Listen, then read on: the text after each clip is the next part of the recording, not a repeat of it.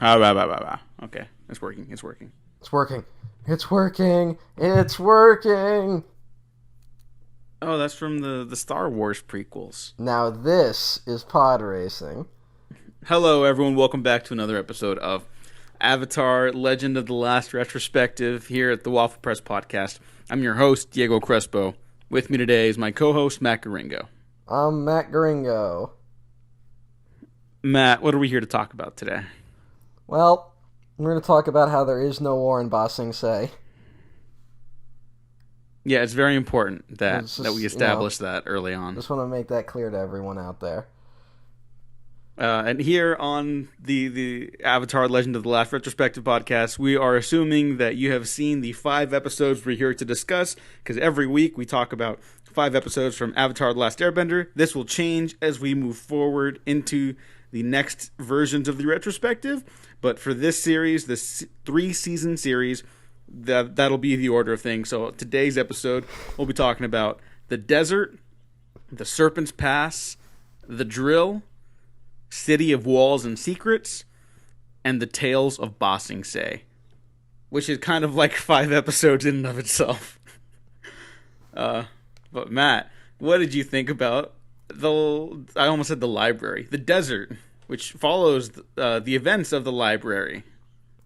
I just realized I'm an idiot. What did you do? Well, alright, so I don't know, how did I do this? So, alright, when I sat down to get ready for this one, I think we recorded last week. I watched, as soon as that ended, I went and I watched the next 4 episodes. So I watched everything from the desert to City of Walls and Secrets. And I was like, I know I have to watch the Tales of Ba Sing Se on its own, because I just can't, that's one I kind of just have to isolate. And I was like, I'll watch that one the day of recording, was my idea. But then for some reason, I don't know, I must have counted wrong. But for some reason, I thought, I sat down and I was like, oh shit, Tale of Ba Sing Se is actually the 4th episode. I have to watch the episode after that as well. Which is why I delayed recording today. Oh, okay. Because it hit me at I was like, oh shit, I gotta watch the next one. So then I watched the episode after the Tales of Ba Sing Se, which, spoilers, not a happy episode.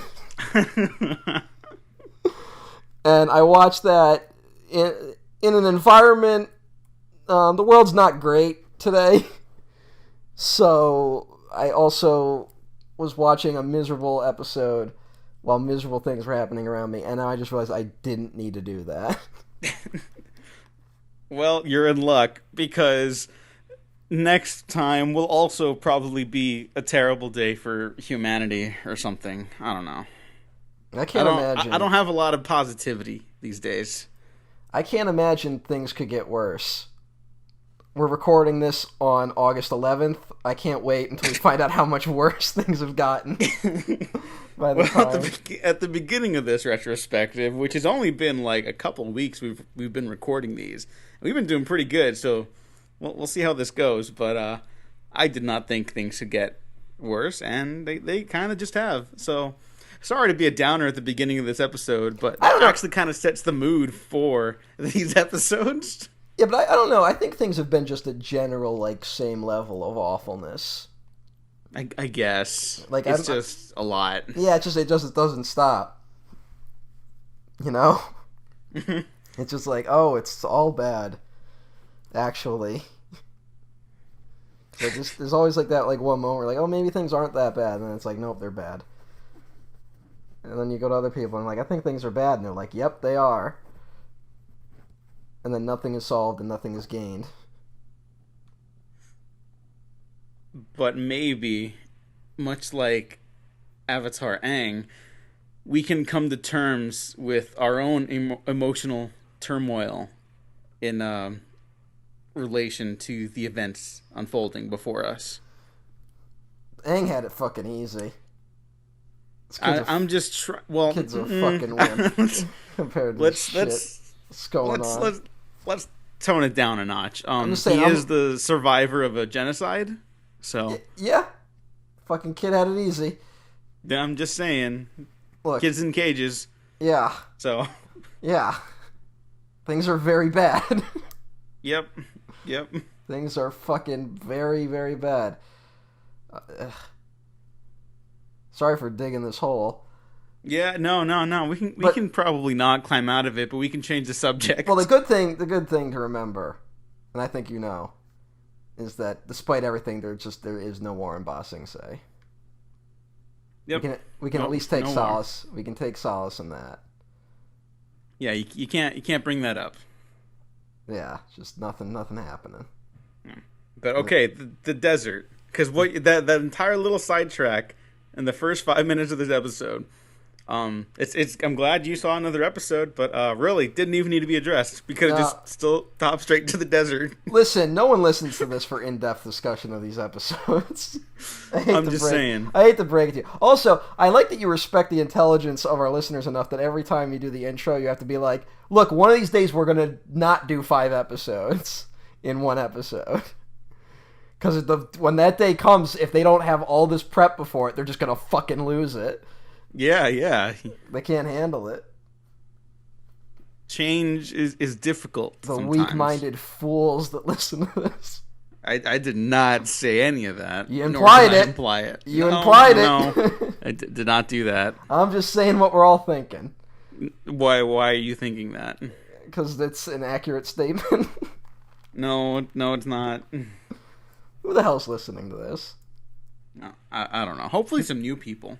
Yeah, welcome, friends. This episode was directed by Lauren McMullen, who has been like the MVP in the director category for this series. Like a lot of the time. Like all of her episodes are kind of like some of the best ones, or at least most fun to talk about. Yeah, we end up getting the most discussion out of a lot of them. Yeah, and I think the way she handles the color palettes of a lot of her episodes too are like really they just make for like an invigorating watch, like eye candy, or I guess like Guillermo del Toro says, eye protein, because she's a really good visual storyteller, and like the blocking and like the landscapes and the images of the gang just walking through the desert are like very colorful, and they look like genuine paintings, which I really like, So it's a good like minimalist episode because you really don't need an episode like this in the series, but it's nice to have it. Like the arc of this episode, the desert, is just Aang coming to terms with his anger over losing Appa, and he allows himself to just mourn for a moment. That's it. That's what happens at the end of this episode, and every little action he takes in this episode builds up to that moment when Aang just finally releases his anger and starts crying in Katara's arms. And you kind of could have just done that, but this show is inventive enough to get mileage out of the emotional components of the storytelling. I really like this episode, in case you couldn't tell. No, it's really good. It's an emotionally driven episode, which is again interesting for a kid's show, especially of this era where it's just like they're just gonna wander around in the desert for a half hour. And they don't just do that, but it's really that's all that happens. And a couple beats happen, but all the beats that happen are emotional beats. And also Sokka and Momo get stoned. Yeah, which is kind of reminding me of that episode of Cowboy Bebop where they all get stoned. So that's an interesting thing to happen in this pretty dour episode, frankly. Yeah, and it doesn't like throw the episode off. It is driven emotionally by Aang, but it's grounded like literally a lot of the time by Katara. Mm-hmm. And that they do bring this up in a lot of the fandom discussion that Katara has a lot of like mom energy because she's very like trying to take care of everyone all the time. And this episode's like peak Katara mom because Sokka's like stoned with Momo. Toph can't like. Is lost at sea basically because she can't see in the sand. Yeah, and then Aang is rightfully upset and just like running off on his own, and she's just trying to keep everyone together. And this episode, I love it more every time I see it. Like you tend to have like your solidified favorites of the series, but this one kind of keeps rising in my estimation, at least. It's a good episode. It's also, we get the reveal of the White Lotus Society. Yeah, very, very little, but as much as you need right now. It lets you know that there's more stuff brewing in the background. It's also good to just kind of sneak it into this episode because like it's like the one like actual plot beat that really happens. Yeah. For like to move the story forward. And I guess and we're kind of like one thing that always helps the series is that there's like always like a good target in the distance, so I think it lets it be able to like meander for a second. Even like, I don't say meander as like an insult, just sometimes you need an episode like this. Mm-hmm. Kind of break it, like either, sometimes it can be an episode similar to this, but it's more upbeat, and this just happens to be an episode where it's more, hey, sometimes you just need to cry.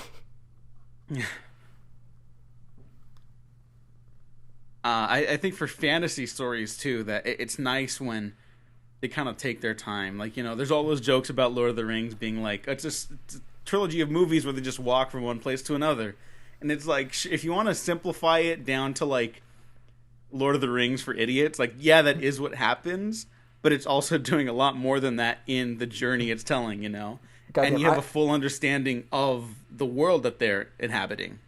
And goddamn, I apologize for yet again bringing up Star Wars, because like that seems to be just a running thing we're doing. But do you remember how many people walked out of Last Jedi and went, nothing happened in that movie?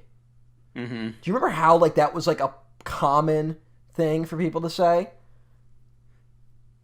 Like, how do you do that? Like, it's one thing where I get it. Like, maybe you walked into it and you didn't like what you saw, but a lot of people came out of that story and was like, nothing happened in it, which is just crazy to me. Yeah, like on some level, we have failed fundamentally in this country. Shocker, I know. As as teaching people on how to approach art and storytelling, and that I think a lot of stuff like Save the Cat has kind of like warped people's minds, in that like it kind of breaks down plot points and key ideas more than like actually discussing how to approach these things. Can we talk about Save the Cat for a second? Sure. The worst book ever. No, it's not the worst book. It's called like the last book you'll ever need on screenwriting or something like that. I think it's the actual subtitle of it. It was written by Blake Snyder, who is dead. Are you?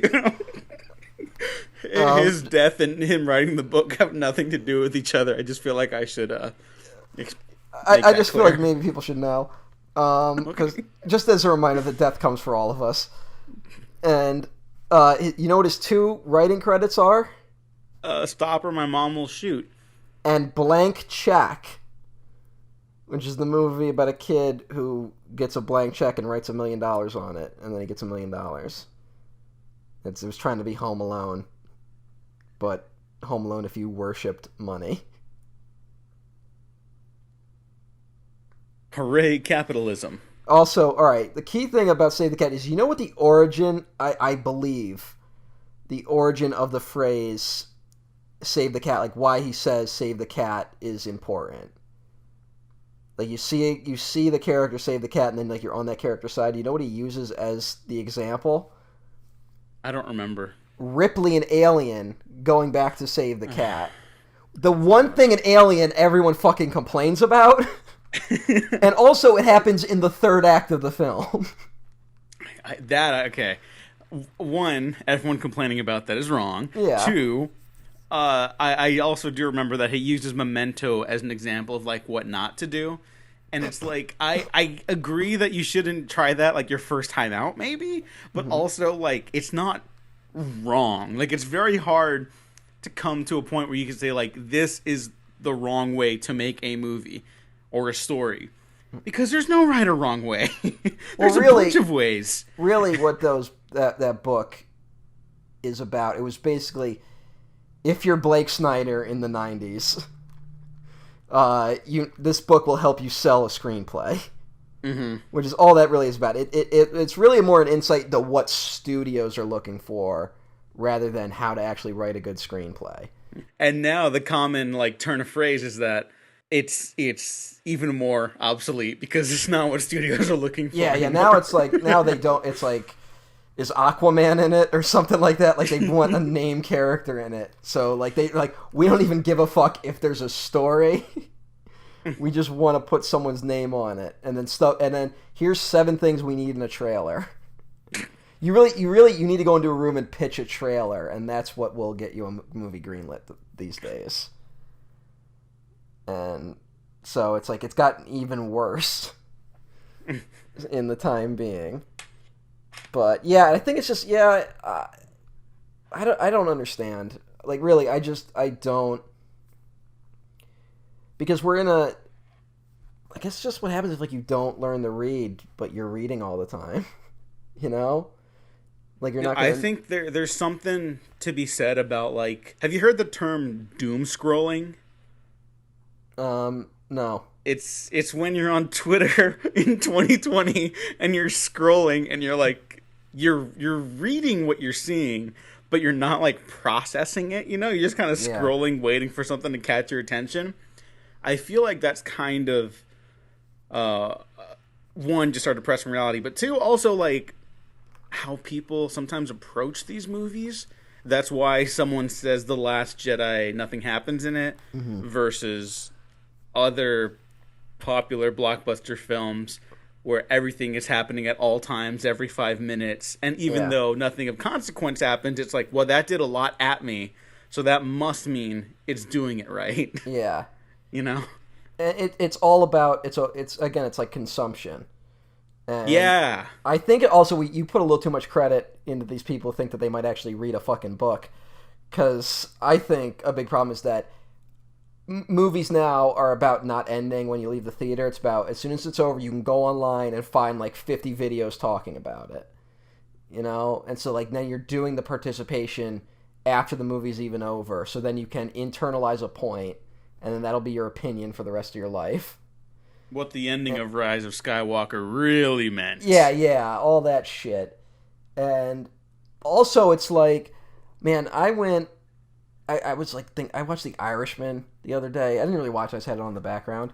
But I went on YouTube, and like, I had like some perverse like curiosity about like what people were saying about The Irishman on YouTube.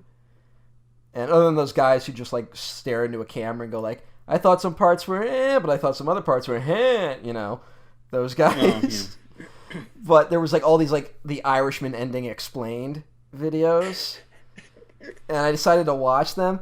And it's, like, first of all, it's either, like, they just retold the entire plot of the movie, right? Mm-hmm. And then it goes, like, he leaves the door open because Jimmy Hoffa used to leave the door open. What? Yeah. And then the others are videos about whether or not the real Frank Sheeran was lying or telling the truth about killing Hoffa. Isn't like, that the... It's just the point of the movie. The movie does it for you. It's just like, how... There's, like, no discussion about any character motivation in it at all. Like, anything. Like, even, like, a very surface-level reading of that movie, which is, like, about De Niro's character and how indecisive he is. You know, like, he's a character that basically makes no decisions his whole life. And he, like, can't deal with that reality of decisions, which is also, like, an extension of him not being able to deal with the consequences of his actions. It's, like, not discussed at all. And I even saw one video that had the fucking gall to point out the opening shot of that movie. When they do the zoom up when they're coming around to De Niro, you can see he's wearing the gold watch and the ring that was given to him, right? Mm-hmm. Which is like the perfect visual illustration of how he has like the foot in both worlds. And it's like right there in the opening. And it's like his whole problem is that you can't do that. You can't be doing both things. But he can't choose between them. And that's the whole fucking movie. And like that's not even, the guy's just like, see, that's the watch Hoffa gave him. Showing that he still remembers Hoffa. And it's like, no. And you know what? I'll even give them a little credit and say, like, okay, that you can say that, but that's not like it's not just there for that. You Yeah, know? it's like Like movies say things.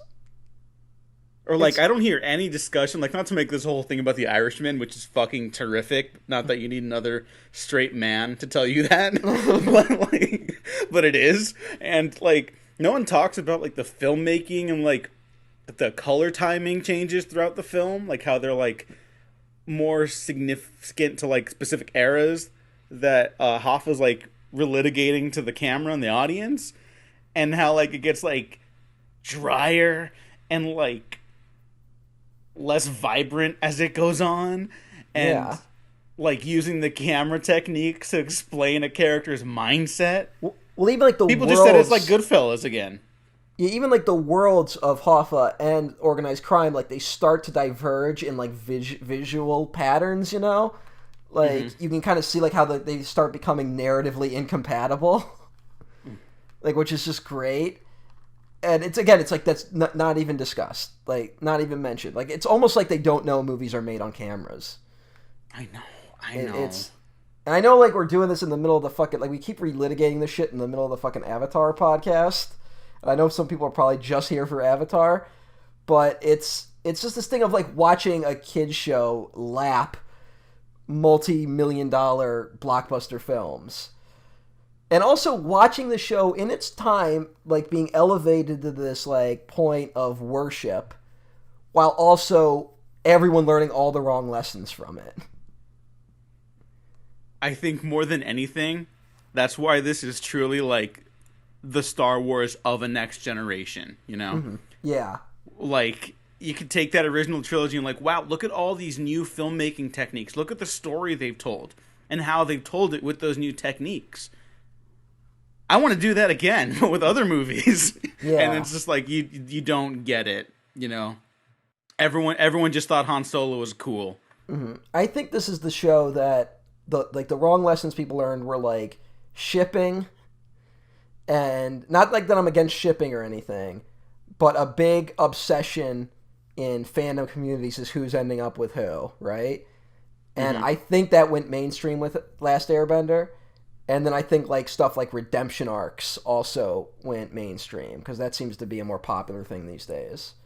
Yeah, and to give credit, that was pretty popular, like in anime stuff already, right? Yeah, I want to say it definitely, anime definitely was doing this long before Western television, but I think this is just where it suddenly became something that everyone did.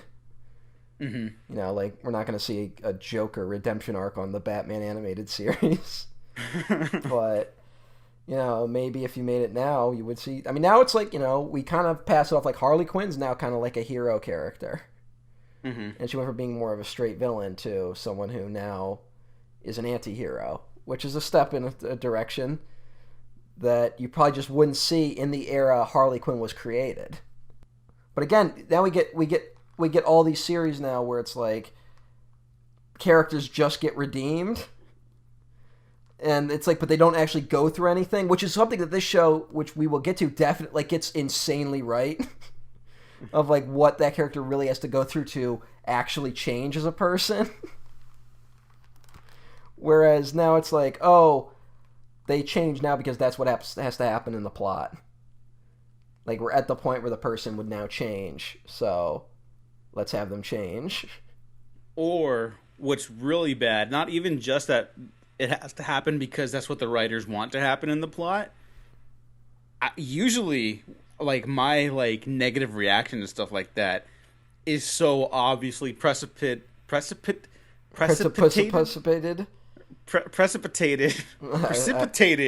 there we go, fuck yeah, precipitation, condensation, evaporation.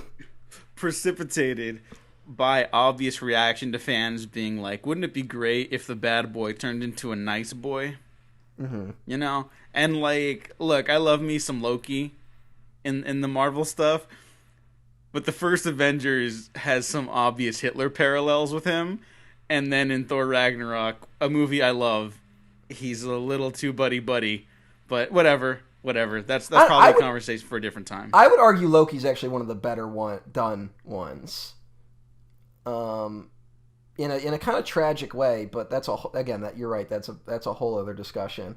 But I Yeah, always think because more of I want to make clear, I love that character as much as I'm frustrated with the route that I'm frustrated with a lot of that, but obviously. that's But yeah like, the yeah, Marvel universe is like the antithesis of good storytelling. Like it's just you can't do it in the way those movies are made.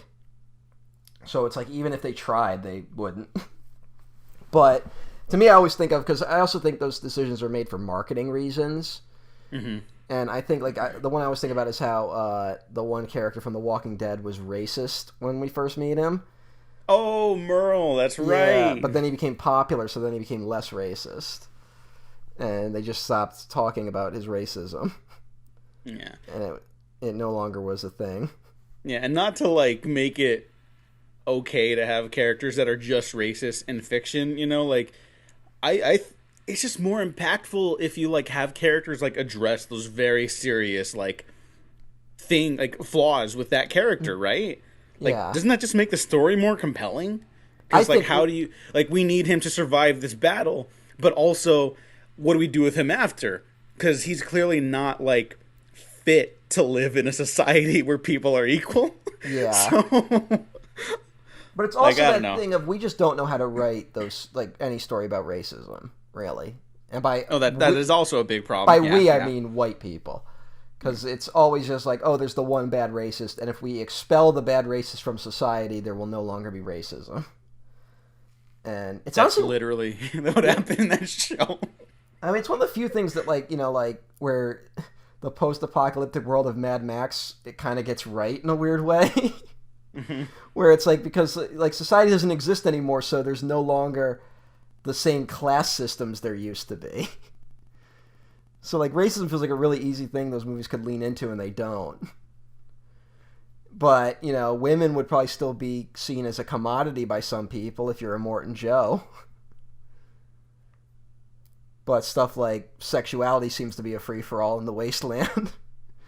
hmm Because, we no longer have a society enforcing those rigid rules. But, yeah, we just don't see how to write that kind of stuff. And again, it would be more interesting if you have a racist who suddenly realizes, all right, I'm not racist anymore. Like they go through some journey or whatever. But then, how do you navigate a world? Because it's when you really when you come to terms with racism, if you've ever had like bigoted thoughts or like issues, it's not coming to terms with like, oh, maybe I should like I've never had a moment in my life where I thought another person of a different race was a lesser human being than me. But I also spent a huge chunk of my life being blind to a lot of the systems that oppress other people and don't oppress me. Like that's the difference. And a real arc is someone realizing that those systems exist, hmm And then how hard it is to now try to fight that as, an ally and trying to help people or something. Like that's a more interesting story, but we don't write any stories like that. Yeah, but to the further credit of Avatar: The Last Airbender, while not explicitly about race, there is a lot of class issues that are addressed primarily in book 2 and really in the back half of book 2, which we're about to get to right now.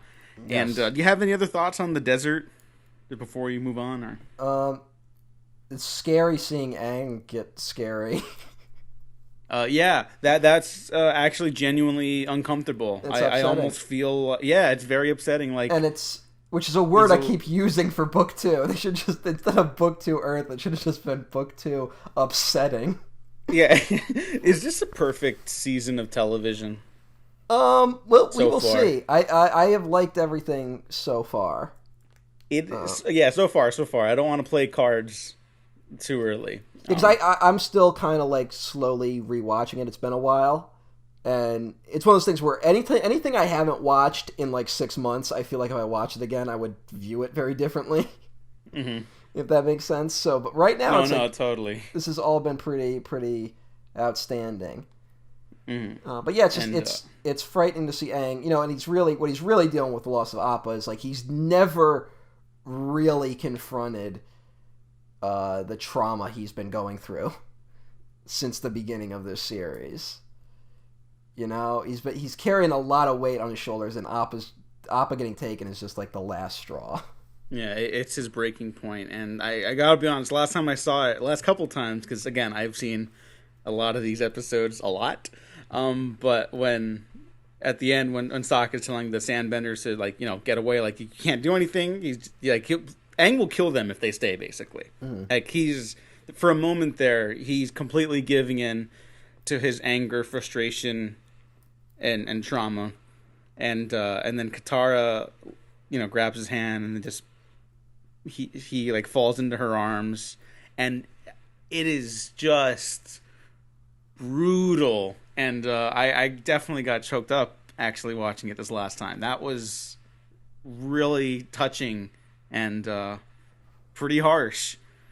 And I really felt for this little cartoon boy. Yeah. Terrific episode and terrific ending. And also Zuko plays second fiddle to Uncle with his old friends Oh yeah, in the back room. That's always Yeah. great. Yeah. Zuko's arc in this season really is kind of just being a dope, which Well, he's a genuine like asshole at the beginning of it still.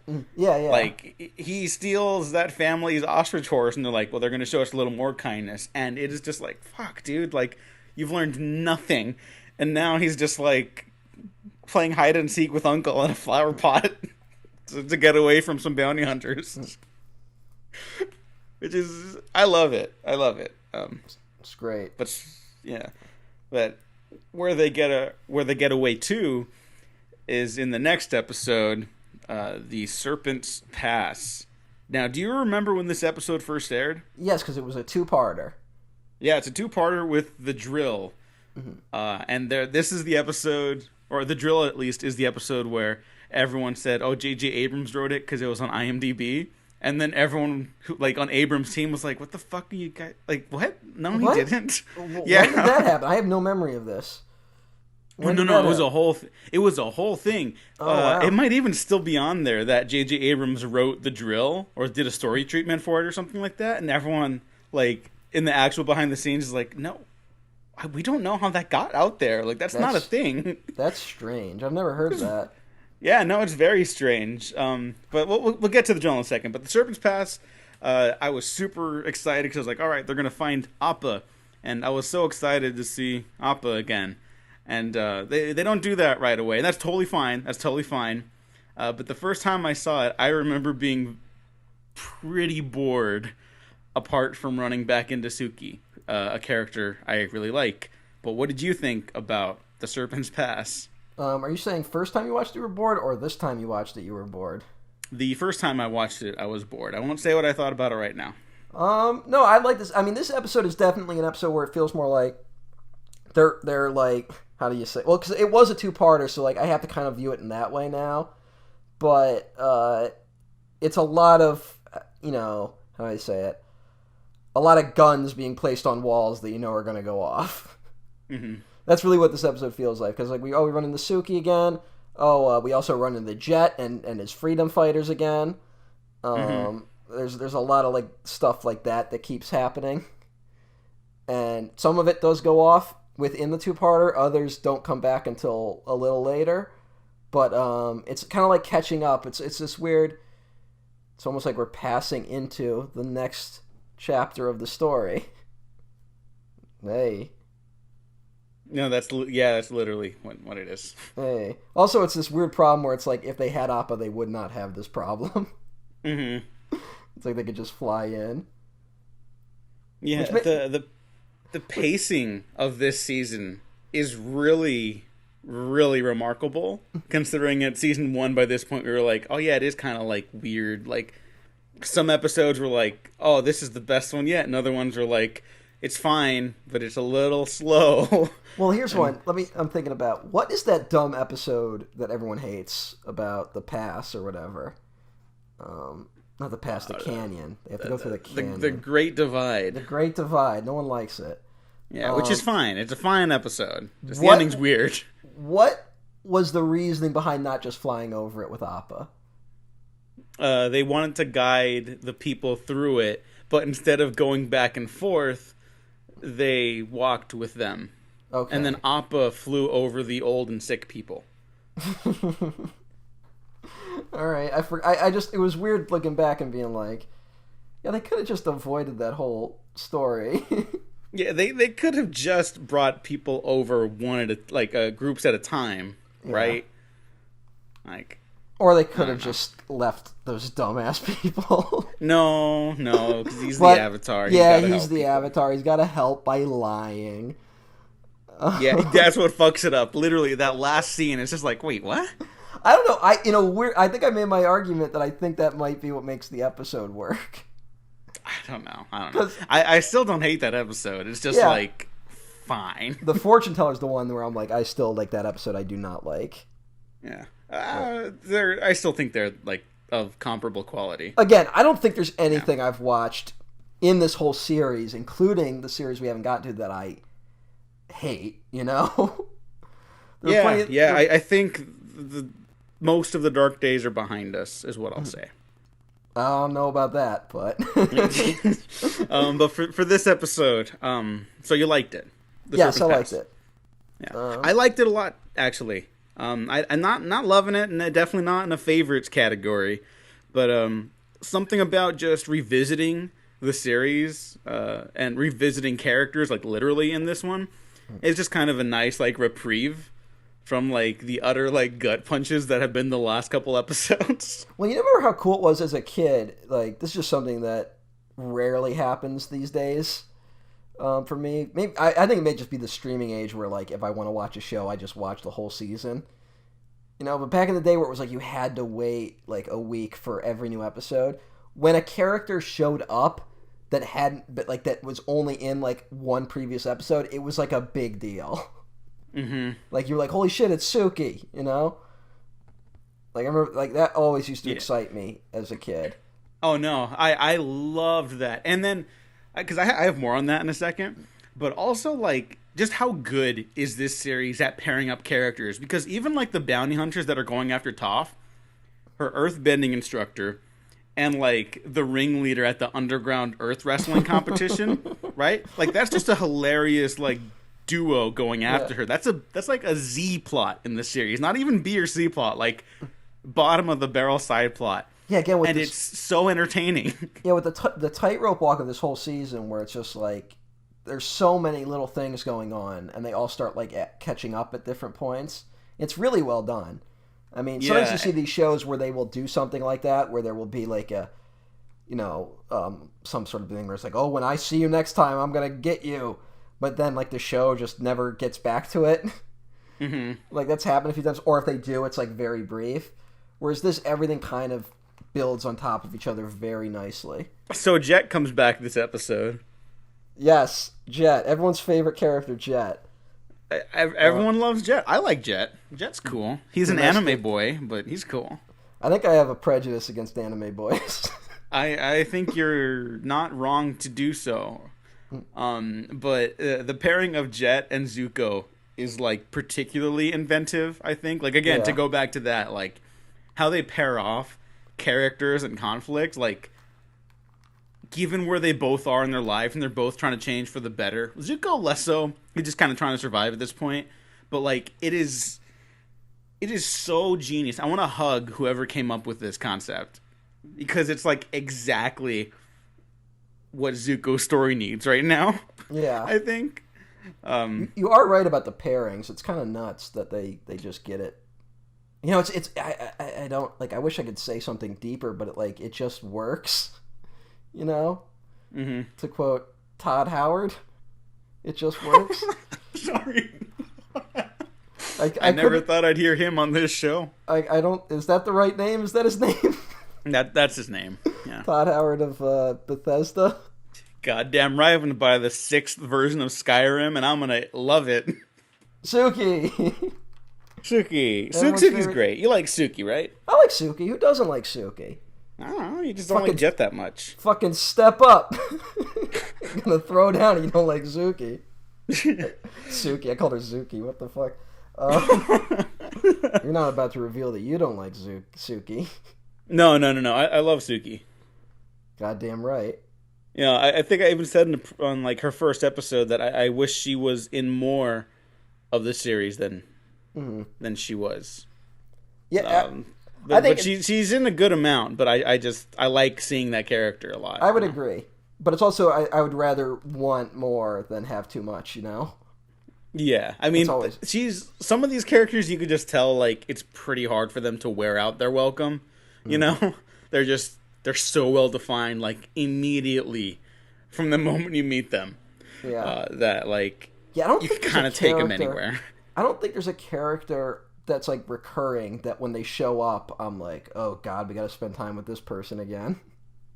Like even Jet, who I'm not like in love with, is he totally works in this story as a function. You know, like it'd be one thing if Jet showed up again and he was like, I'm gonna commit another terrorist act, and it's just his other episode again. Mm-hmm. Which you feel like a lesser show would do that. You're like, oh no, Jet's gonna blow up the ship, and Zuko and Iroh have to stop him. That's the, if he played the same foil that he did, and that would also that's I guess another thing that makes Suki's return great is because she's in this one she's not with the Kyoshi warriors, and this episode it's more about Sokka like being overprotective of her because his last girlfriend turned into the moon, and that would be pretty rough for a guy. Yeah. So it's him like trying to deal with that. And they frame the moon pretty well. That would fuck me up forever. Like I don't think I would get over that, frankly. Well, it's pretty rough. It's not. I don't think it's something you can get over. And to the show's credit, also, there's no like moment where Sokka's like, I could say goodbye to the moon now. Like, no, it's a part of his life, and like that's okay. The show that shows that that's okay too. You know, like how do you can't lose a connection like that. I mean, not that, we all understand what it's like for a loved one to become the moon. Yeah. But, the loss of a loved one. It's a very simple, like parable or metaphor, Like, they're going to be with you for, like, all of your life.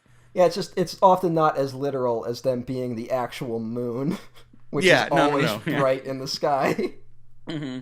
And then when Suki and Sokka are about to kiss for the first time at night, the moon's, like, right there, dead center. Just simple, effective framing. Sokka being like, I can't because I lost someone when I went to the North Pole, and she doesn't press him, and he's not ready to divulge all of that with her. And it's really good. It's just really good writing. Here's the thing: we don't know that Yui doesn't like being the moon. That's true. She could be doing fine. Yeah, she's just chilling. She could also be having a horrible experience, so I guess it's the not knowing. Oh my god, I don't think... It's hard to deal with. I think spirits have a different functionality and, like, existence on our plane than we do. Yeah, but it might be better to be the moon than to just be dead. I guess. I don't know. I think life and death work differently in that universe. You don't say. Anyways, this episode's really good, and they fight a giant sea monster, and Toph can't swim. Oh yeah, Toph can't swim, which is a gret little moment. Oh yeah, and then Sokka's like, "I'll save you, Toph," and then Suki jumps in first. Oh, Sokka, you saved me. Mwah. Actually, it's me. Oh, well. You can go ahead and let me drown now. The baby gets born too. Yeah. Oh, and that we see that little family, that little makeshift family in Zuko alone. Yeah. When he's about to rob them. And then also, I won't say when, but we see them multiple times later in the series too. I wonder how much they planned this season specifically. This season, I think I wouldn't be surprised at all if they were like, yeah, we had a lot of time for pre-production on season 2. It's kind of like, I think it was season 2 of Breaking Bad where they were like, we wrote the whole season at one time, like we weren't writing it as we were filming it, which is how they think they wrote the rest of that show. Mm-hmm. But like, if you read interviews with any of the writers, they were like, season 2 was the fucking worst writing experience because it was so hard to write the whole show at once, so like they never did it again. Mm-hmm. I just wonder how much of that was happening here, or if they're just. It's also like that thing where, like, Breaking Bad gets all this praise as like, man, they know how to bring everything back, everything so like comes back in it. And then when you read interviews with Vince Gilligan, they were like, yeah, we didn't know what was going to happen in that episode. And then someone Like, suggested, what if we did this that was set up in this episode? And they're like, oh yeah, we could do that. And, yeah, it's so great. It just shows like the beauty of like quality collaboration, like creatively. yeah. There's no like secret magic trick. It's just like, hey, you got a good team together. Let's see if we could pull it together for this, and they did. Like the big one, my favorite. Not to make it about Breaking Bad right now, but like is the machine gun in season 5. When everyone's like, whoa, what are they gonna do with that? And they're like, yeah, when that aired, we had no idea. Yeah. Yeah. Well, those are like the one where I think the ones where he leaves the watch at that one place, and it was literally just because one of the flash forwards shows he didn't have the watch. Mm-hmm. So like that's the only reason why he leaves the watch. Like, there's no narrative purpose for him to do it, but they had to keep some continuity. But yeah, you just hope that maybe the writer's room of Avatar: The Last Airbender was not dominated by an asshole. Yeah, I haven't heard any stories about the writing of The Last Airbender, but I have heard stories about other projects people have worked on. So yeah, you could maybe they were lucky and that person didn't have an ego yet, or maybe people. It's always the thing where, like, now that you know that person's an asshole, you want to hope that all the brilliant stuff were people actively working against him. So, but, whatever. Fuck that guy. Yeah, fuck him. But fuck him. Aang also learns to not only allow himself to grieve, because in the beginning of this episode, he starts cutting himself off so he doesn't have to basically lose hope ever again. And then by seeing a child be born, it's like, oh, like life is beautiful and life is worth like connecting to still. And he's revitalized in a search for Appa. The gang's all together. Suki leaves them again because she only wanted to make sure Sokka and the group got across safely. And now she's going to go have her own little journeys for a little while. Spoiler alert, she does come back. And then Aang sets off to Ba Sing Se to look for Appa and discovers there's a giant Fire Nation drill ready to break through the walls of the last Earth Kingdom stronghold in the world, led by Azula and her trio of women warrior murderers. I have to disagree with you there. What? Because there's no war in Ba Sing Se. Oh, so right. I think this is an independent drill. It just happened to be going to Ba Sing Se, and Azula and her gang just happened to be there. Oh, okay. The war isn't in Ba Sing Se.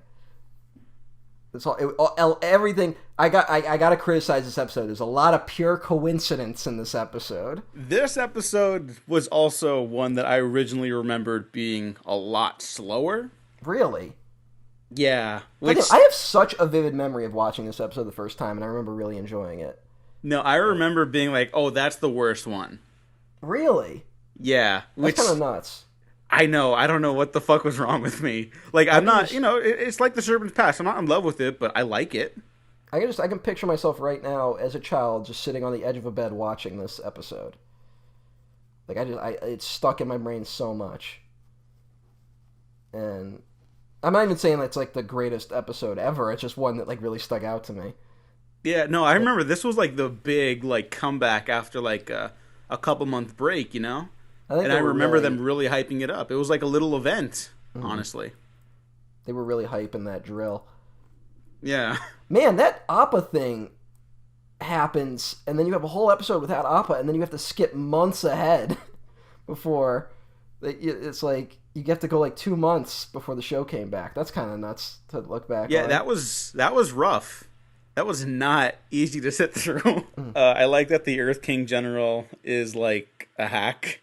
Oh yeah, and an idiot. Well, I mean, I can't really blame the guy. He's not. There's no war, so it's not like he has to be prepared.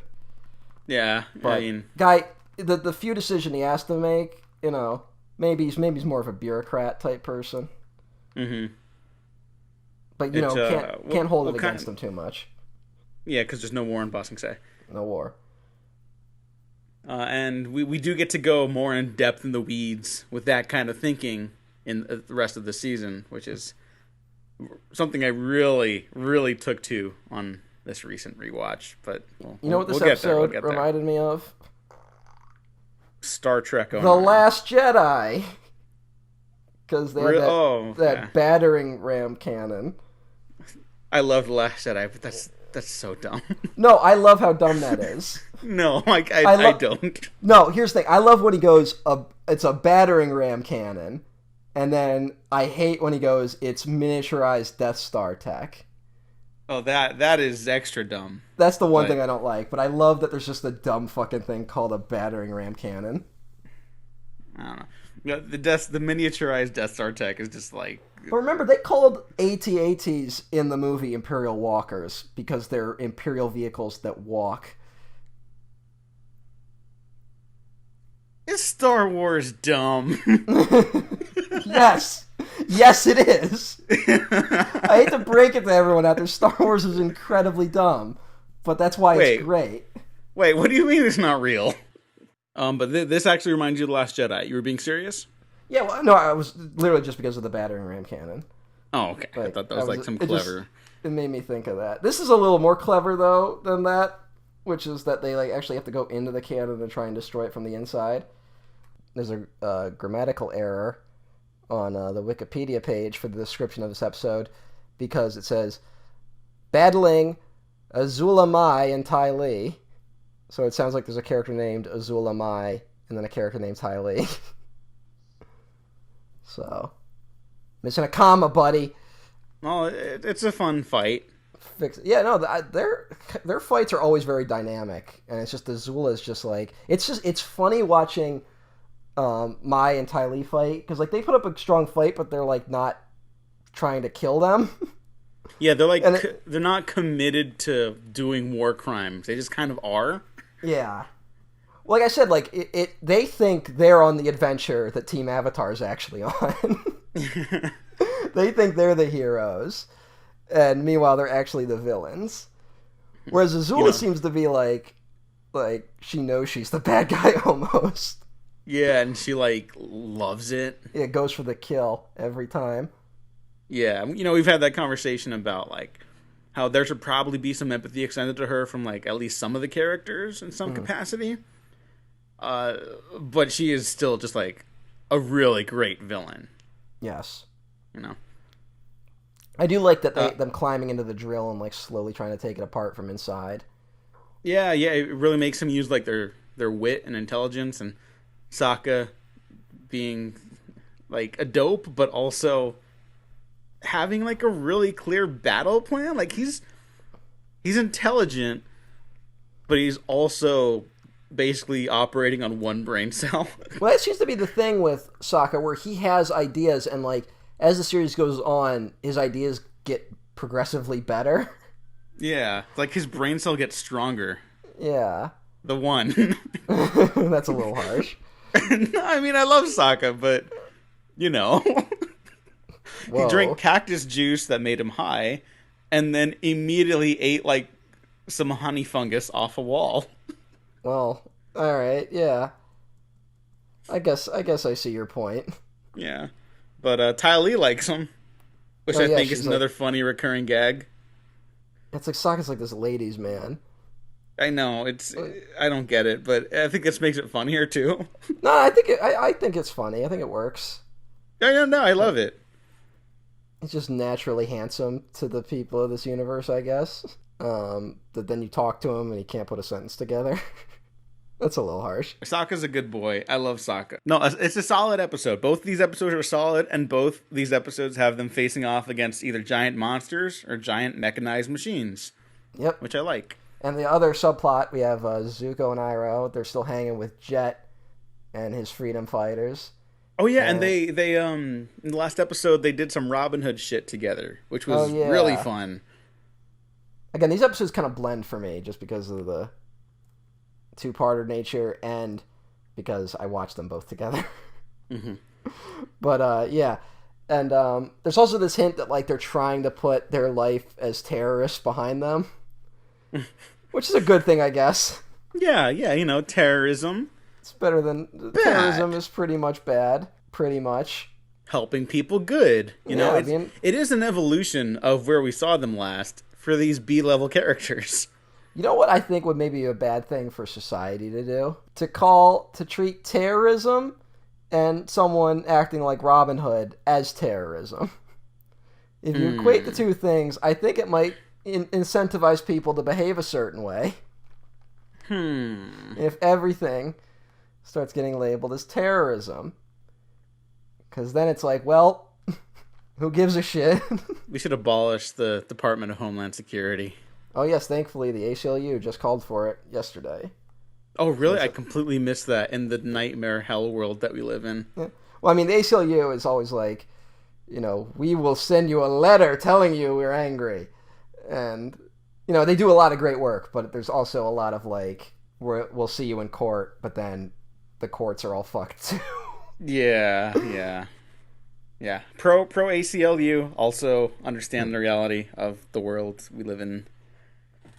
I guess. I understand also the ACLU is a controversial organization for a lot of reasons, but there still seem to be one of the few organizations that's actually putting up a good fight in a lot of places. So. So. You take what you get. there you go. But back to the real important subject matter at hand. This is the only Avatar podcast where you will see a discussion of the ACLU. Iroh firebends some tea because it's cold and nasty, and Jet sees him and is immediately like reverts back into terrorist mode, basically. I know.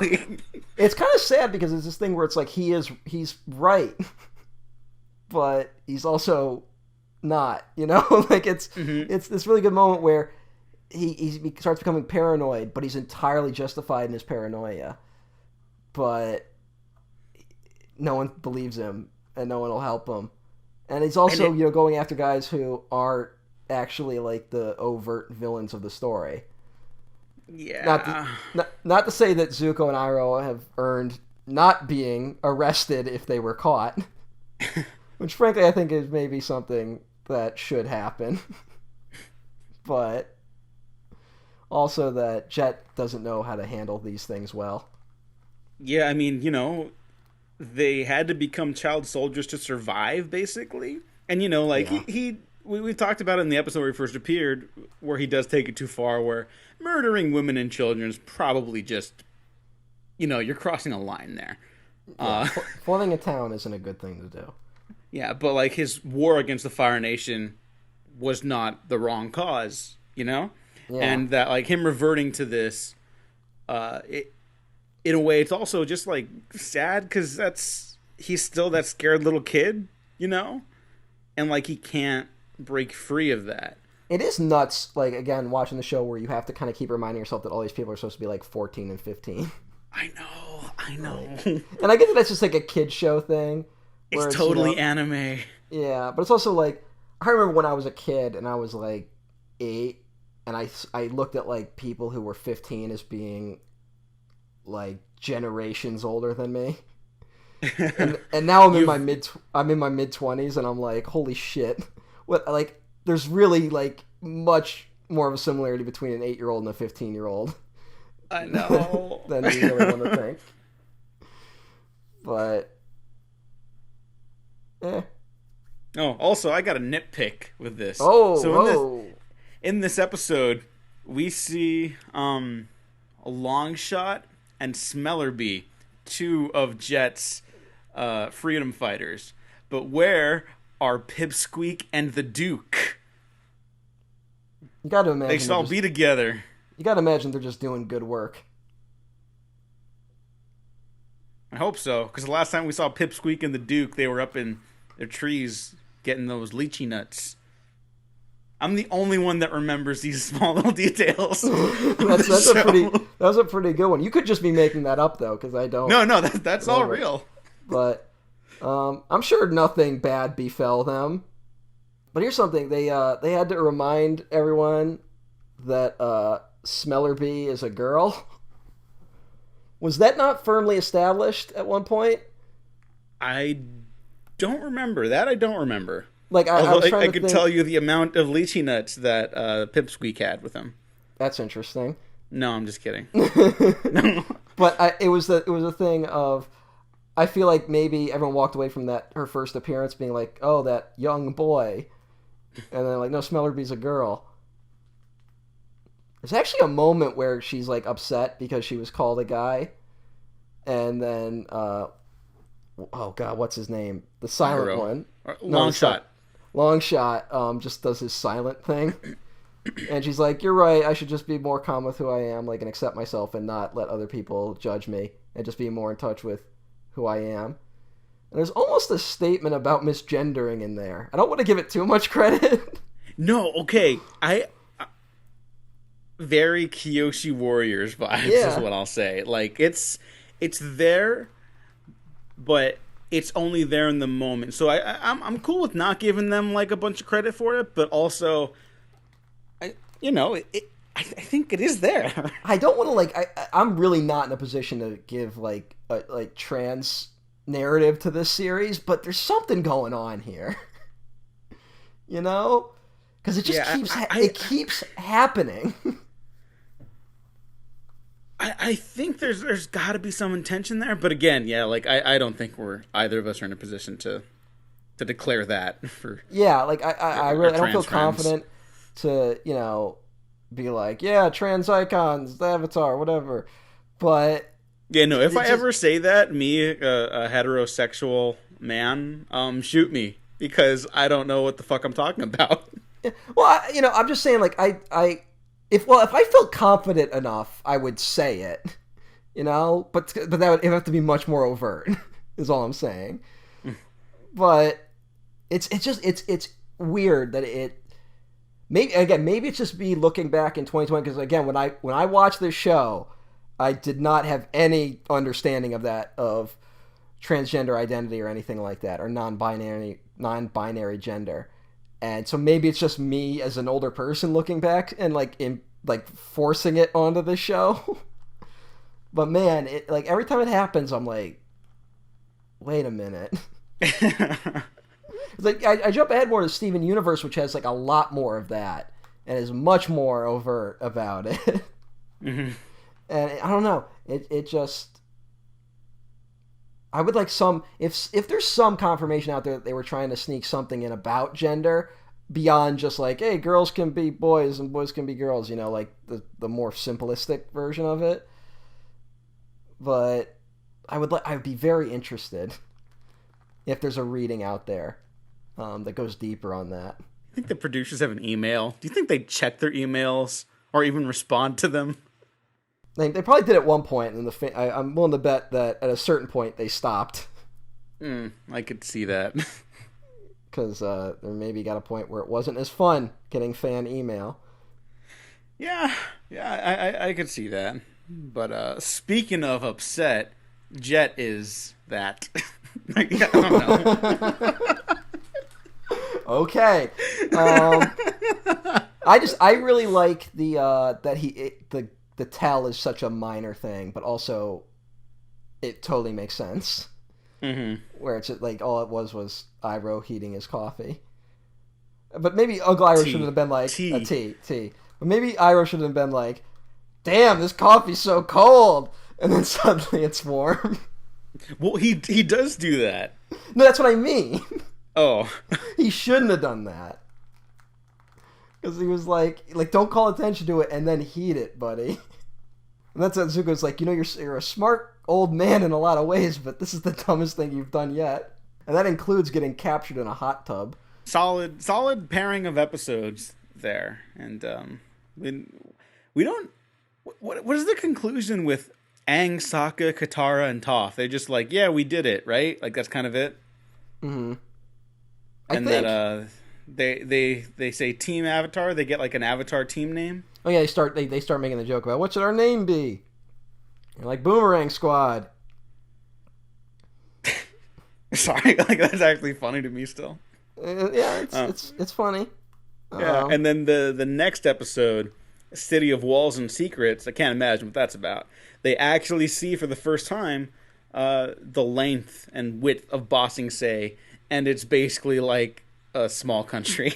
It's this big city. There's lots of farms. It kind of reminds me of later when did you ever watch Attack on Titan or whatever that show was called?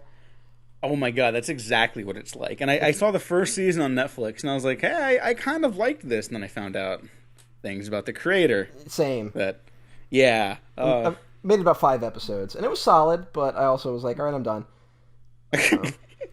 Yeah. It was solid, but not like solid enough to be like, I should keep going in spite of these things. We also meet the character Judy, who is a very great, noble person, and the Team Avatar is just being this real downer to her. They keep suggesting that there's a war in Ba Sing Se, but there's no war. They just won't listen to Judy, who's just doing her job. Apparently, for the inspiration for the Judy character came from North Korea. Really? Because if you're a visitor to North Korea, you have to have a cultural person with you at all times. That's interesting. Interesting. Why do you think that is? I mean, I think Judy's just doing her job, and she's trying to help. She's like, she loves her city, she loves her town, which is a rare thing these days. But in North Korea, it's to make sure you're not saying anything that isn't true. It just is like an example to be like saying there is a war in Ba Sing Se. Why would you say that? When there very clearly isn't a war in Ba Sing Se. I'm using that as an example of something that's not true. Okay, because it kind of sounded like you were leaning towards it being true. I mean, I definitely wouldn't say that on a podcast or in my private life either. These things blend. Sometimes it can be a little difficult when there's a third person while you're recording, listening into everything you're saying. Oh, yeah, totally. I'm not complaining about the third person, I want to make clear. Just, it can make keeping your story straight a little complicated. Why would you need to keep your story straight? Just so they understand where I'm coming from more clearly. Okay. And not, assume things. Well, this episode was also directed by Lauren McMullen. This episode's also kind of got, I wanted to say, more conspiracy thriller vibes, and I don't think the show has really dabbled in that before. It's been like more fantasy adventure based, and so this is kind of like one of the first big narrative shifts the series will take, heading into basically the second half of its lifetime. Well, it's this because Ba Sing Se at this point has been the city that they just kind of talk about, and we haven't seen yet. Now it's like you get there, and it's maybe not what it is cracked up to be. How do I put this? It's the flip side of the coin to the Fire Nation, where the Fire Nation talks about how great they are, and everyone else is kind of just like petrified of them. I mean, that's like a really simplistic version of what's going on there, but that's basically the core conflict of the series. And Ba Sing Se, where they think is going to be kind of a safe haven, turns out to be a little more rigid in its structures. Because there's no war in Ba Sing Se, of course, that they have to keep order, and their cultural history and heritage needs to be at the forefront of it. So there's God forbid a war break out. Yeah, so there needs to be a semblance of peace in those systems that they've maneuvered, and that we see in the train ride into Ba Sing Se, that the lower regions of the city are literally, it's very obvious that it's a metaphor for class, like the lower class citizens kind of have to struggle to survive. Basically, Uncle Iroh and Zuko have to find work in a tea shop, and like immediately you could see that the place around them is not that well kept.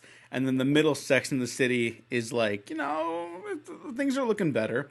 And then the upper ring is for like the royalty, politicians, generals. Yeah, it's literally like it's a tiered city. Like the classes are literally divided by walls. Yeah.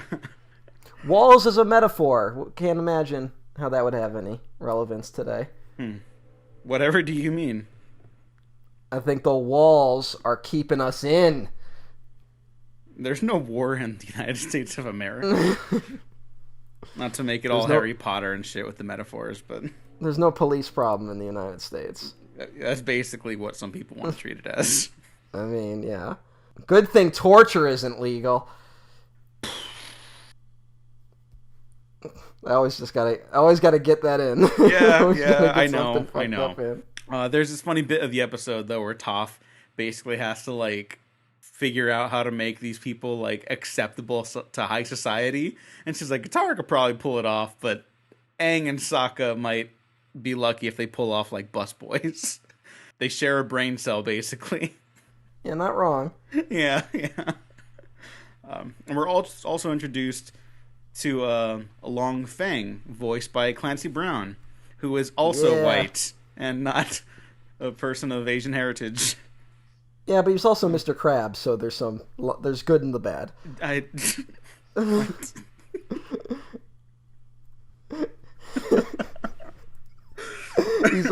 He's Sergeant Zim in Starship Troopers. He's also Lex Luthor for the DC fans out there in the animated universe. I will say, though, we also have Lauren Tom as Judy. Who was that? The great Lauren Tom. You don't know who Lauren Tom is? I don't think I do. She's, what's her name? Amy Wong on Futurama. Oh, okay. She's pretty great. She's done a ton of shit. I think she does Gizmo on the Teen Titans show. Whoa. Gizmo or Jinx. I can't remember which one. But, yeah, she does voices. She's a good voice actress. Yeah, Pops up in shit all the time. Mm-hmm. There was one movie she popped up in, and I can't remember what it was now. And I wish I did, because... This episode was nominated for a Primetime Emmy Award for Outstanding Animated Program. Good for them. I feel like the next episode might have been the one that should have gotten the nomination. Maybe. At least in terms of, like, how they kind of experiment with, like, the whole form, but we'll get there. Because I think you can legally only nominate... I mean, not legally... by the rules of the Academy or whatever, fucking the Emmy rules, you can only nominate one episode from your show. I think that's the rule. That's stupid. Am I wrong? Probably. But and also Jet and Zuko throw down in a tea shop. Because Jet is still convinced that Zuko and Iroh are firebenders, and he's not wrong.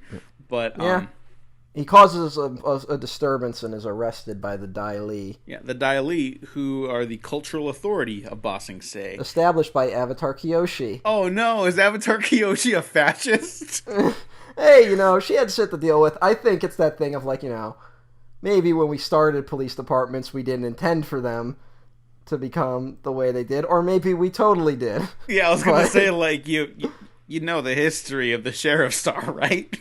Yeah, I know. It's like, but I think even then people were like, I don't see this snowballing into a thing where it can affect white people, and it did, of course.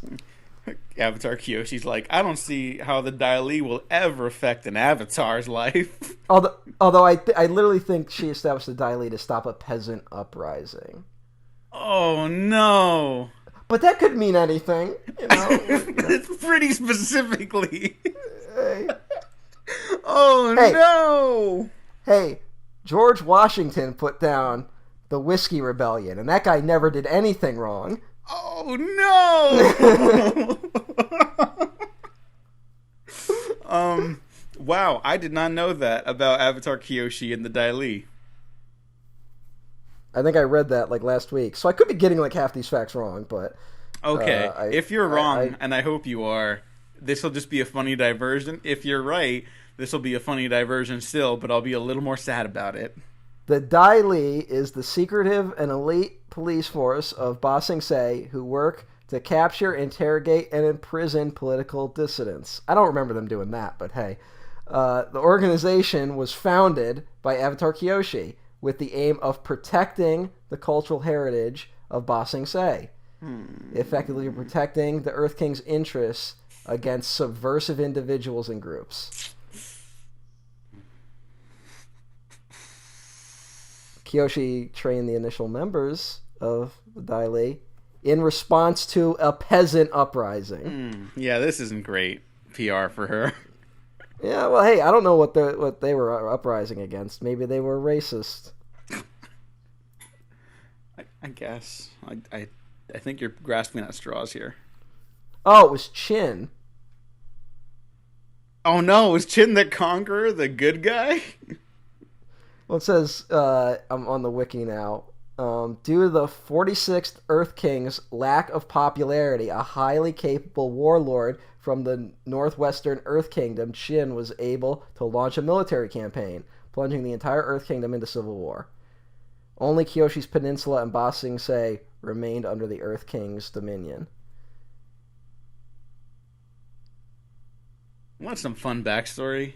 So maybe it's like the thing where, like, yeah, the Earth King sucks, but he's not Hitler. And then Chin's Hitler. Okay, that makes her better, I guess. Well, see, I ordered the I don't even know if they're in the Kyoshi books, but I did order them. Because I would like to read them.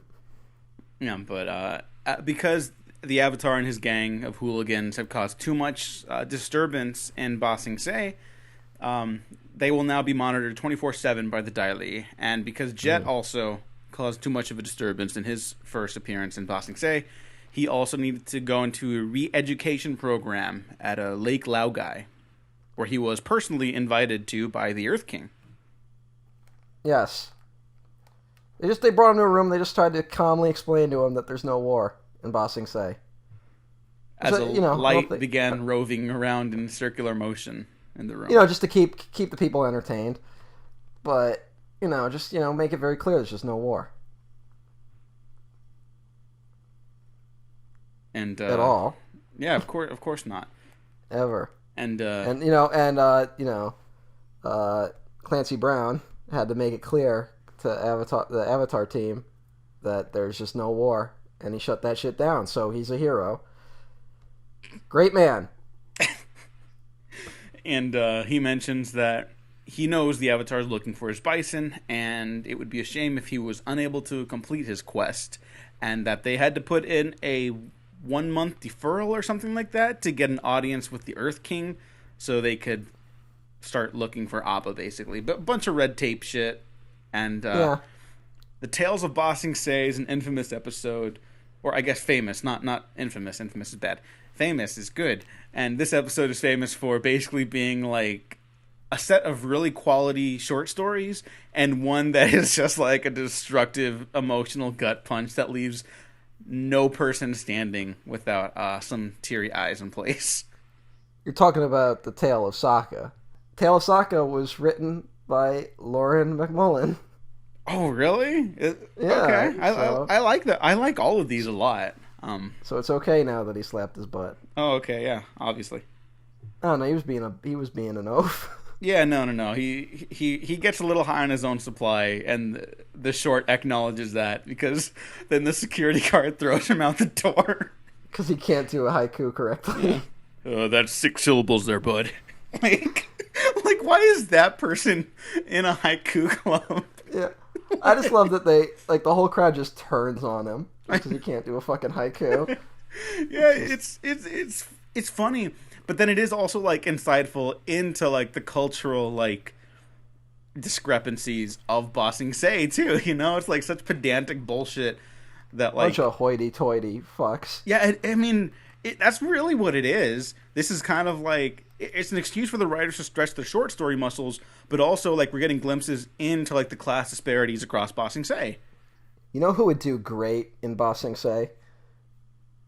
I genuinely have no idea what you're gonna say, so I don't know. Lieutenant Columbo of the San Francisco Police Department. You know what? In hindsight, that makes perfect sense that you'd say that. Hey, he's always bringing down rich hoity-toity assholes. It'd work out perfect here. Yeah, Long Fang, one more thing. One more thing. You said you were in the room when... He's always got some fucking bullshit. You said there was no war in Ba Sing Se, but how do you explain this? Yeah, but listen, hey, I don't disagree with Columbo often, but he was wrong that time. Oh, okay. I think the one everyone walks away from this episode. Well, no, let's go through each story in order, even though we just did suck. Okay. The tale of Toph and Katara, where basically it's ladies' night. Girls' Day. Yeah, there you go. Girls' Day. Girls' Day. Girls' trip. Because Toph looks exactly like I do when I wake up in the morning. Again, I think watching this, I was like, because I kind of had a moment where I said, I blurted out that Toph was my favorite character, and I was even surprised when I said it, because I was like, I haven't really thought about that in a while. And in rewatching it, I'm like, it makes perfect sense. Do you also wake up with a healthy coating of earth? Oh, of course. Okay. You know what? I vacuum and dust like every week, and there's so much fucking dust in my room. I don't know why. There's something wrong. Anyone who knows about dust, help me. But it's just a nice little short story about them getting to have a nice relaxing day off, because every episode in this takes place over the course of the month while they're waiting to hear back about their request for the Earth King's audience, basically. Yeah. Well, there's a good moment where it's like, because Toph's kind of like a tomboyish character, and at first she's like, oh, I don't need this bullshit ladies' day, whatever. But then like she's enjoying it and whatever, and they have a good time. But then they get mocked by 3 girls, who promptly get thrown into a river. No, they get dropped into a river, and Katara washes them downstream, screaming at the top of their lungs. And then we just cut to them being like, Toph, it's okay. Like, whoa. Yeah, they're sent screaming down a river. Thus always to tyrants. Yeah, that was pretty fantastic. But there's a moment where it's like, Toph's like, it's that thing where it's like, you can maybe see why she fought against femininity, just not even just because she looks down on it as like a weak thing, but because she feels like she could never reach that ideal that people have of it, Mm-hmm. Which you see a lot, like girls struggle with from time to time, where it's just it also turns into like a weird like internalized misogyny thing where you start looking down at girlish stuff because only like a very select few of us can reach the incredible standards that a lot of women are put under in terms of appearance. Mm-hmm. Meanwhile, there's like barely any standards for a guy. You just have to not smell, and you'll be all right. Yeah, some moderately like accessible hygiene, and you'll and even then, you'll find guys online arguing that they should be allowed to smell. Yeah, fucking, which is just like ridiculous. And it's just like it's a sad little moment because like there's always that thing with when you try to do tomboy characters. It's almost like you're copying the idea that you think like femininity is a weakness, which just isn't true. And it's a kind of good moment where she can like be like, I get it, She's not shitting on it as much. That's a nice little again, there's all these like little vignettes in these episodes. It's almost like that episode of The Simpsons where it's like 42 short stories about Springfield or something. I don't think I saw that one. Oh, it's a great one. It's one of like the classics where it's literally like every character on the show gets like 2 minutes. Oh, that's they get, like, nice. These little 2-minute stories, and they all connect in some way. But then after the fun girls' day, we get the tale of Iroh. Yeah, which was also dedicated to the voice actor Mako, who had passed away at the time of this release. Yeah, he passed away, I think, just a few months before this episode aired. Yeah, and he had finished all of his Book 2 work. There would be a new voice actor in Book 3, but very, very sad that he was... I believe one line is done by... It's Greg Baldwin, right? Mm-hmm. I read that I think he did one line that Mako could not record. Oh, that's so sad. I didn't know that. It's the scene with I think when he's telling the kids to like admit their mistakes when they break the window. Oh. And then the guy's like gonna kill him, and he's like, actually, sometimes it's better to run. It's weird. It's this episode where it's like it totally sneaks up on you if you don't see it coming. Mm-hmm. It's just Iroh like walking around town like dropping Iroh wisdom, It's It's like he helps out like 4 different people in just like a minute. It's just like the average day for Iroh. And then it sneaks up that he's actually what he's been doing is preparing to set up the portrait of his dead son. And yeah, there's never a moment when I watch this where I don't tear up. Yeah, even just like thinking back on it right now, I'm like, it's a little. It's hard. It's. I think I can talk about it. Thankfully, it's not like Spirited Away where there's moments in that movie where if I talk about it, I will cry. Or the ending of Babe. Like the 2 movies that no matter what I'll cry. But yeah, and it's weird because like I try to like figure out like what is it like why does it work every fucking time? Because like even if you try to be like cynical about it, it's like it's a fucking cartoon with magic and shit, and these people don't exist. No one actually died, and there's no real world example. Like if I watch a fictional movie about World War II, it's not like I can still be like, well, real people died in World War II.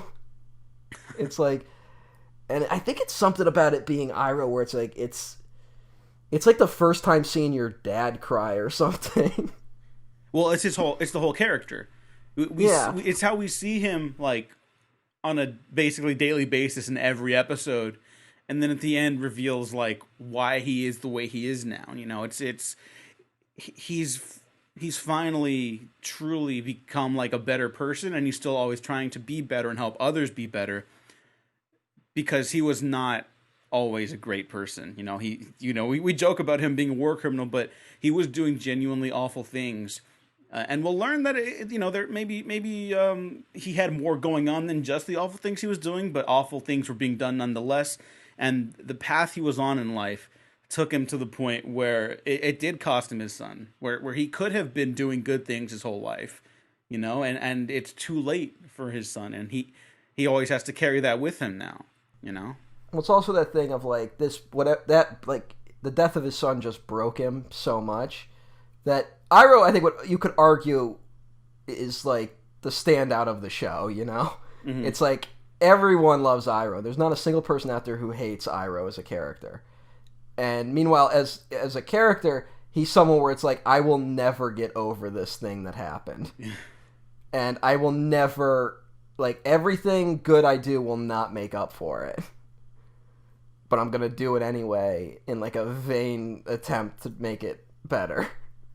Yeah, maybe not even to redeem himself. Just, I think it's the idea that he has where it's never too late to do the right thing, but it doesn't mean it erases like your sins, or like your actions will still have consequences, or like inaction still has consequences. Like everything has consequences, but that means good things can too, and the more good he puts out into the world, like the more he helps people, maybe they can help each other too.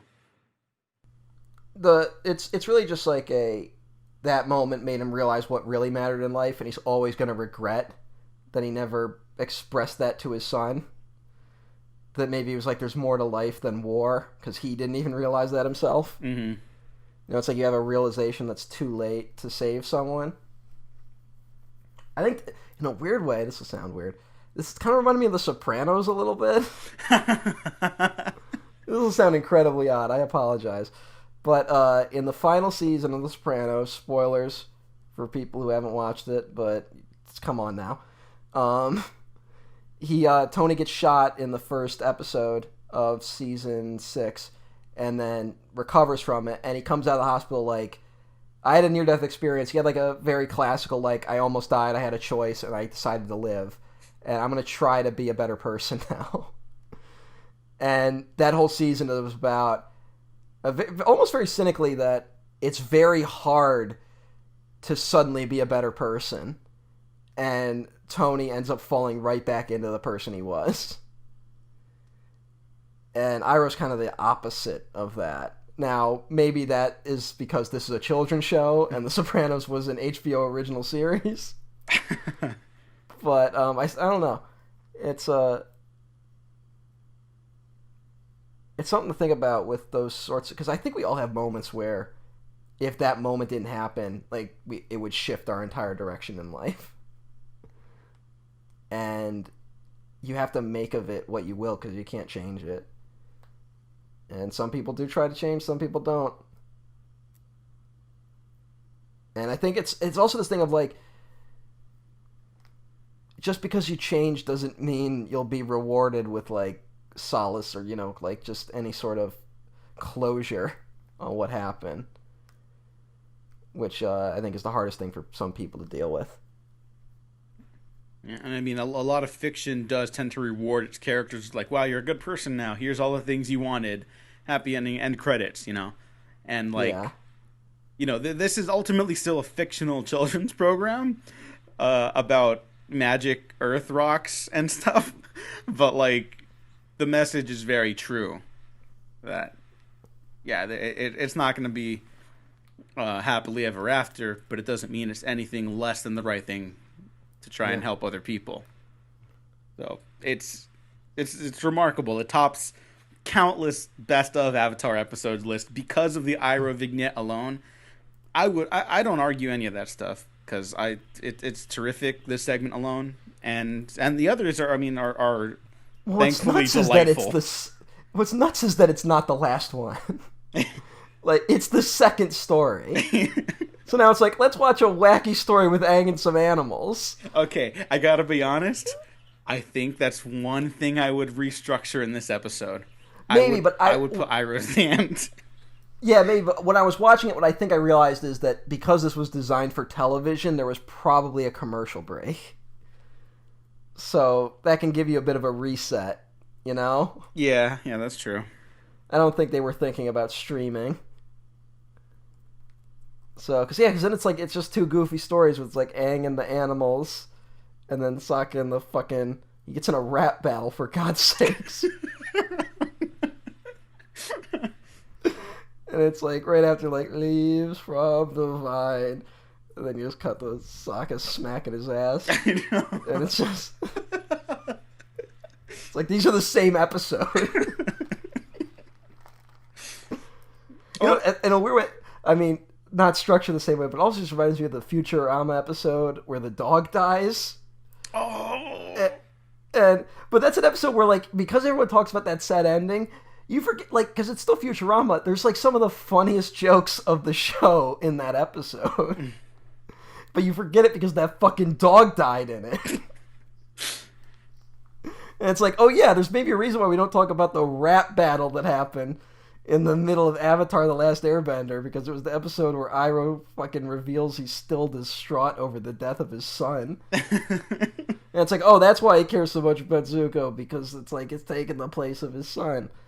And then, yeah, Sokka can't do it. He's an oaf.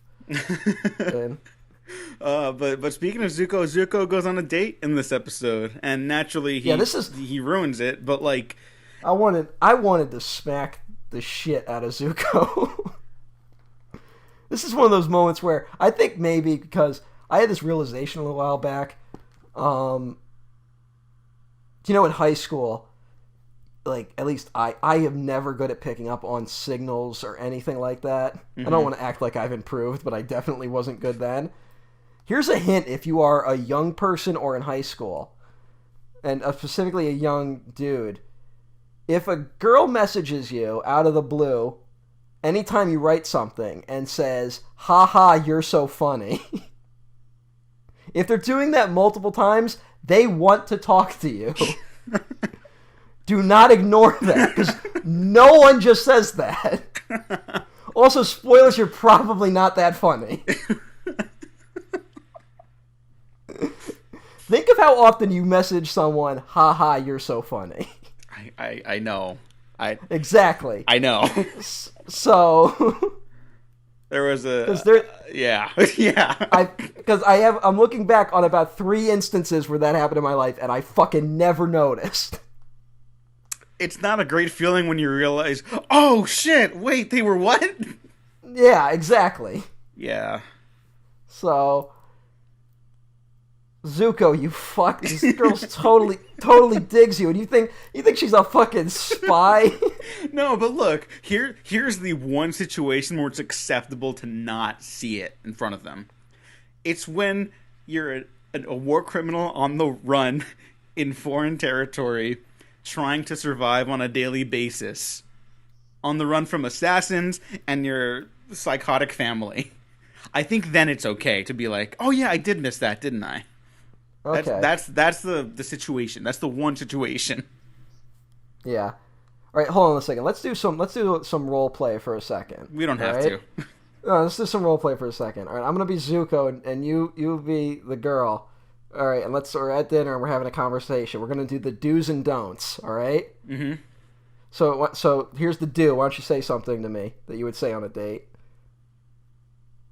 I like your hair. Oh, thank you. I like yours too. All right, now here's the don't. Now say the exact thing. I like your hair. She's not my girlfriend!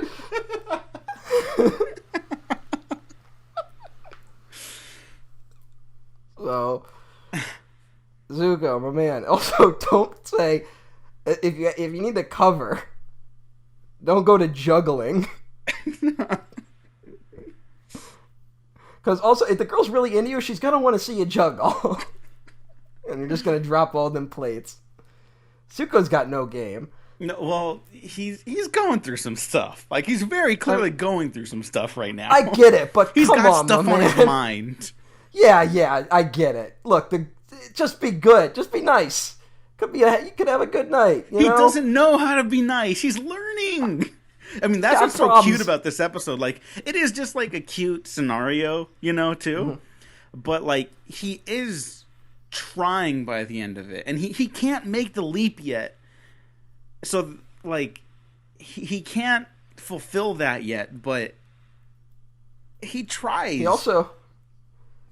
also clearly can't. He also doesn't have much respect for her intelligence. No, he does not. Because he goes and he go to see the lanterns or whatever at the fountain, and she's like, "Oh, they should be lit." He's like, "Close your eyes for a minute. Don't open them." Gee, I wonder how he did that. Yeah, I feel like a lot of people could maybe put two and two together, but either she couldn't or she likes him that much that she's not gonna point it out.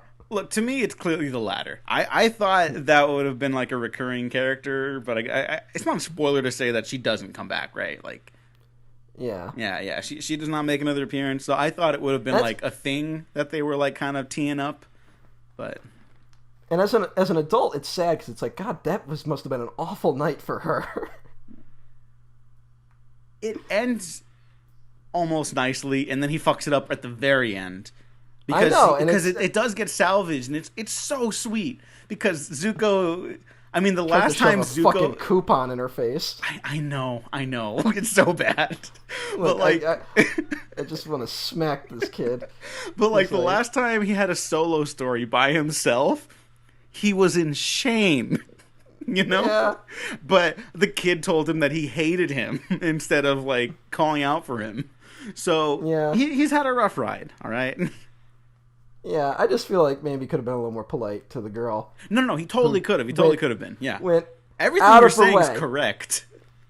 He was even like, "Oh, you eat a lot of food for a girl," which is, it's a thing you can say, I guess. You shouldn't, though. You should never say that. Yeah, I mean, hey, maybe it might be an accurate statement, but it still might not be something you should say. Zuko, you fuck. I know, but this one's really cute. I don't know, the romance stuff in this series is really working for me this time. Yeah, I don't know what it is, except for the fortune teller episode where we talked about already. But like, yeah, the fortune teller's one that we were like, fuck that. But, yeah, we're just like, oh, so weird. I just this Zuko kid. I know. He's my favorite though. He's so stupid. Yeah, it's just you nincompoop. What the fuck? Just like I'm having like Nam flashbacks to all his just dumb shit he did. I think again because I was such a I was up my own ass as a teenager, so like I have like a dozen moments like that. Except instead of a cartoon show, it was my actual life. And it's not it's like, pleasant to remember. yeah, I think maybe I would have been better if I was Zuko, because I was too much one of those kids who's like, I got to show people that I'm a smart person. No, I knew I was not smart, but I still didn't know how to like shut up. But and I still talk to most of the people I knew in high school, and I'm very good friends with a lot of them. So to those friends that I may or may not have been caught in similar situations with, thank you for sticking through with me, and I appreciate you very much. And to all my friends who put up with my my political ramblings in high school, and my very very vocal complaints about certain things. Turns out I was right. The country did become a police state, so fuck off. The last tale of this this vignette series is the tale of Momo. Which is incredible.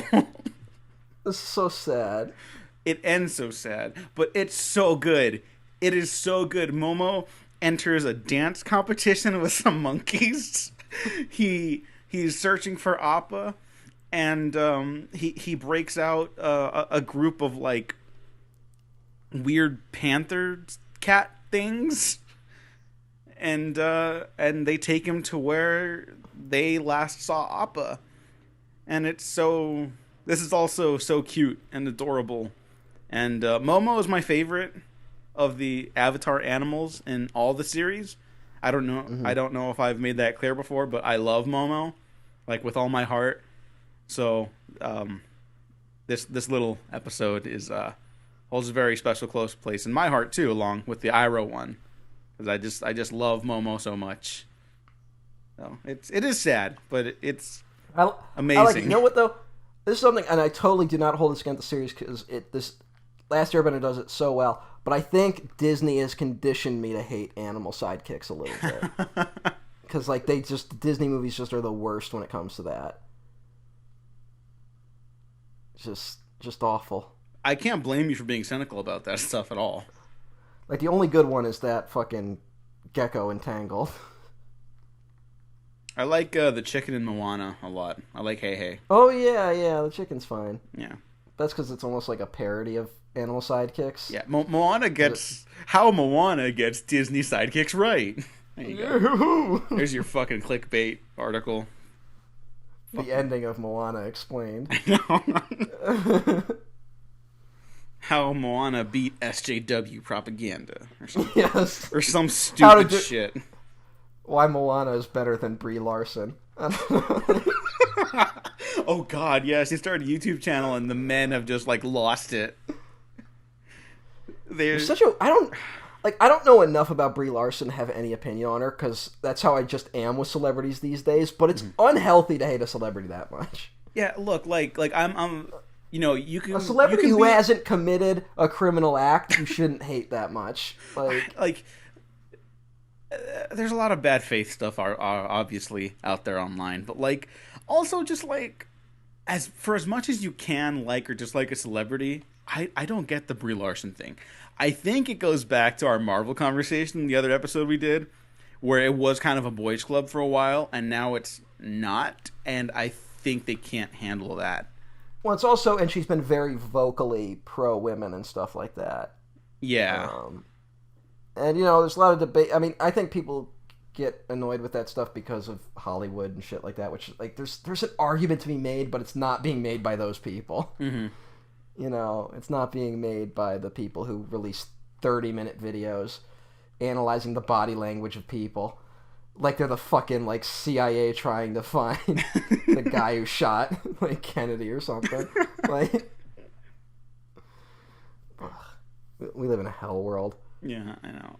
Look, I'm just glad, like, I'm glad, like, a lot of my favorite stuff isn't popular anymore, just so we're not, like, totally analyzing it, Yeah, so I got into Buffy and Angel like around the time the first Avengers came out, and I was like, oh boy, can't wait to see what else Joss Whedon does. So this last decade was just like nonstop hit. Like every year it was like just hit after hit after hit. That was kind of funny in hindsight, but also bad for people. Anyways. You know what's the worst about those bad faith people? that make these arguments is that occasionally, like, they'll hate someone, and then that person will get exposed as being, like, a shit, right? Mm-hmm. And then all those people feel validated. Oh, yeah. And they're like, well, I never liked them. It's like, good for you. Yeah. I hate those people. I want them gone. So, Matt, what was your favorite episode of the bunch today? Oh, God. I mean, it's probably just Tale of Ba Sing Se. I mean, it's hard to argue against it. It's just like that. It's such a standout compared to the rest of a series that is full of great episodes. Yeah, you're probably right. And Ba Sing Se, it's just so weird that like everyone talks about the hour thing and just like totally forgets that the majority of these stories are comedic stories. Like it's just that's like the weird thing revisiting it. And I think I also just got so much enjoyment out of just imagining myself slapping Zuko. I mean, it's just, man, Zuko, my man. You need help, buddy. He's not the sharpest tool in the shed. No. Well, that's okay. Tales of Ba Sing Se or the desert for me. Like I really loved the desert episode this time. Desert episode's real good. That's like the real emotional one. Yeah. All these are pretty solid episodes. Yeah. Season 2 is shaping up to be a favorite so far. We've only covered 2, but you know what I mean. Yeah, we're two in. I think the second one's real good. So yeah, that's it for this episode. So I just want to thank the keepers of the cultural history of Ba Sing Se for also providing us with these pamphlets and instructional materials for covering the episodes about Ba Sing Se. Yeah, good, great people. No way they would be lying about anything. Yeah, why would you say that? That's weird. There is a war in Ba Sing Se! What are you talking about? There's a war! Look for the Dai Li, they're covering it up! They're blocking it! Follow the money! What?